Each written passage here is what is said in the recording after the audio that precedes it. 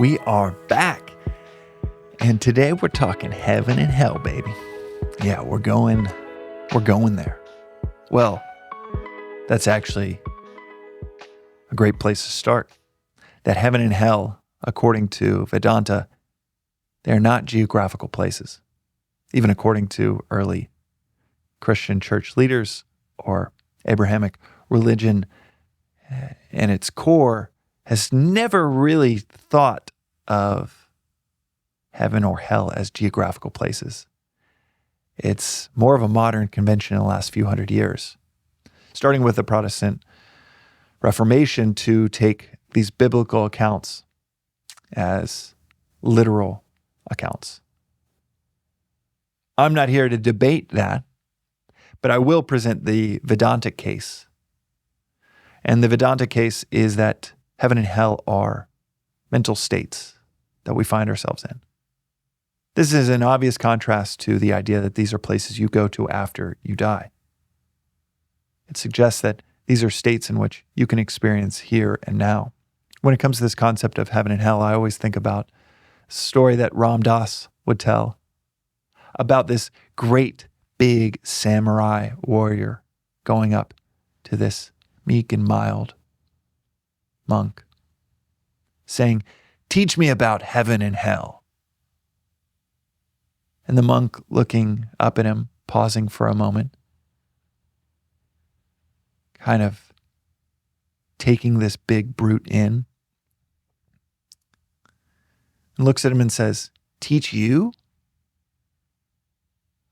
Teach you? You big oaf. You probably couldn't understand anything if I tried to teach you. You? There's no way I could teach you." He continues to insult the samurai warrior, and before long, the samurai warrior bows up, pulls out his sword, and says, "I could slice you into a million pieces." To which the monk replies, "That is hell." The samurai realizes that the monk was willing to lay down his life to teach him this concept that the samurai warrior is brought to a tear. His body doesn't just relax, but it sinks with appreciation, gratitude, of an experience of selflessness that the warrior had never seen before. He welled up with that appreciation and now that understanding, to which the monk said, "And that's heaven." These two states that we can find ourselves in, maybe in the course of a day, that mental agitation in which we're willing to make not only one of the biggest mistakes that we could, but sabotage our lives, that experiential peace. These two contrasts, these mental states, are heaven and hell. And we experience them often. When it comes to this topic, I also think about the fact that, and Swamiji will say this so often in lectures, that the entire tragedy of a Shakespearean play, when it comes to a tragedy like Macbeth, Othello, comes down to one decision that the main character makes, and everyone is dead at the end.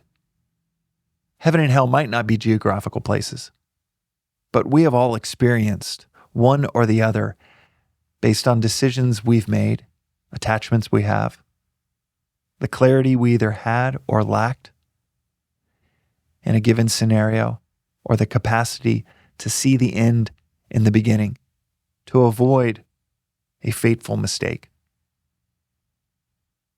or to learn from one we've made. At the surface level, in today's reflection, you might take this as a dismissal of heaven and hell and the cosmic implications of our conventional way that we talk about heaven and hell. And that's not what this is.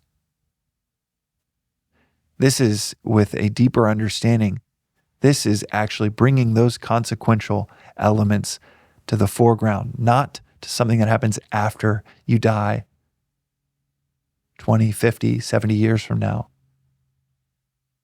But it's actually a recognition and reflection that we hang on the precipice of each of these states, in each moment of every day. And based on the clarity, the capacities, the choices that we make, we can fall into one or the other.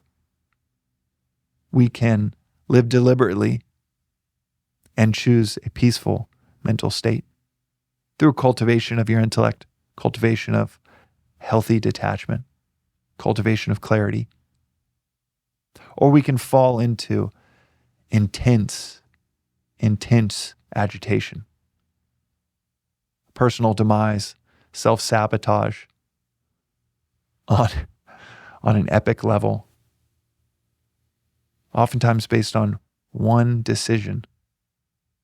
In the case of Shakespearean tragedy, it's typically a decision around ego and desire.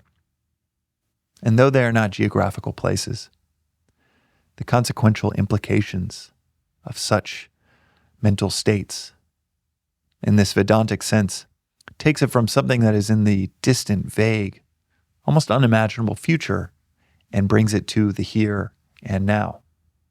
As Christ said, the kingdom of heaven is within you. That is today's reflection on the Daily Vedantic. We will see you next time.